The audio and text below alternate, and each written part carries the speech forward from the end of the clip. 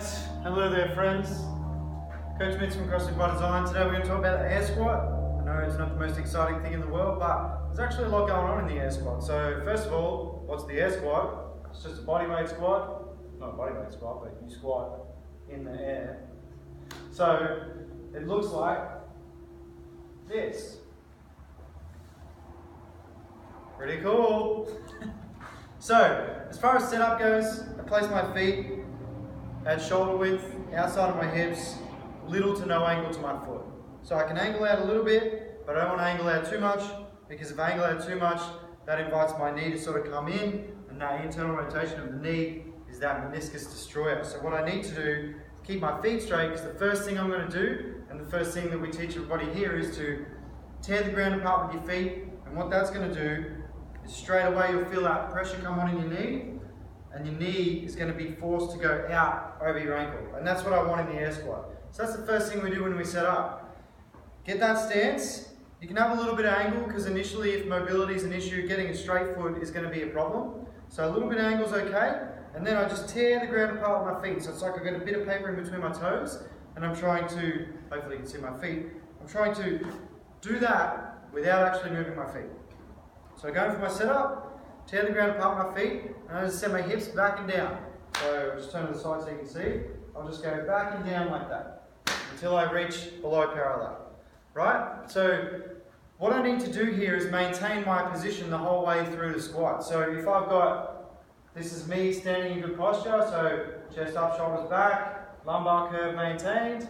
When I go to the bottom of my squat, I want to maintain that. So what I don't want to do is let my hips kind of roll under like this. So I go down, and then my hips roll under, and that's called a bum wink.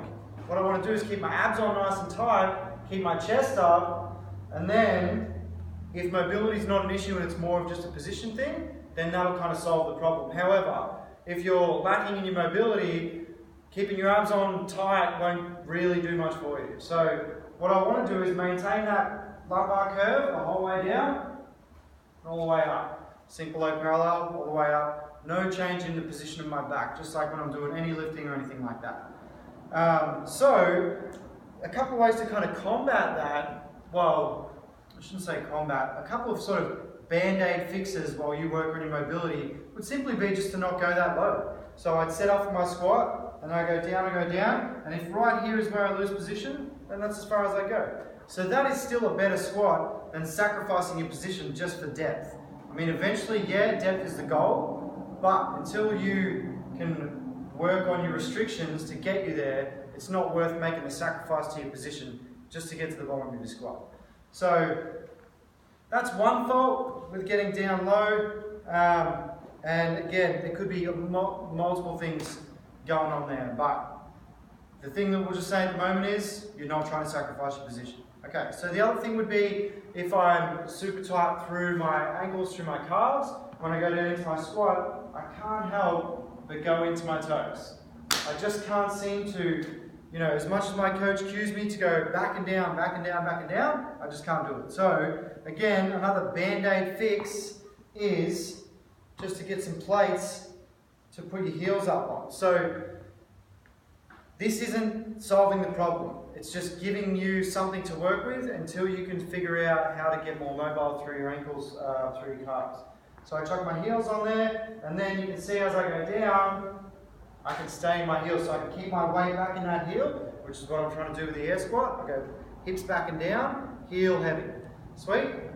So if on the other end of the spectrum, you can get into your heel, but it's more of sort of like a balance issue / you can keep more of a vertical shin, then one way to combat that would be if I want to keep, so just to give you an example, if I can keep my heel on the ground with my shins like that, then I give you the example like this, because if I was doing a squatting, I'd just fall over. So what I can do is kind of get a counterbalance or counterweight, so I kind of hold the kettlebell out here, and that allows me, you can sort of see, I'm keeping my shin a little bit more vertical, whereas if I was just doing a normal air squat, I'd have to let it come forward just that little bit more so I could stay over the center of my arm, or keep my balance really. Sweet? So that's your air squat. There's a couple of common fixes to some common faults, or easy fixes to some common faults, you know what I'm saying, man. But yeah, outside of that, you know, the overall thing that you're trying to do is not sacrifice form just to get depth. Work on your mobility, and then once your mobility is in check and you can maintain good position, then you go chasing depth. Alright? Sweet. Thanks, guys.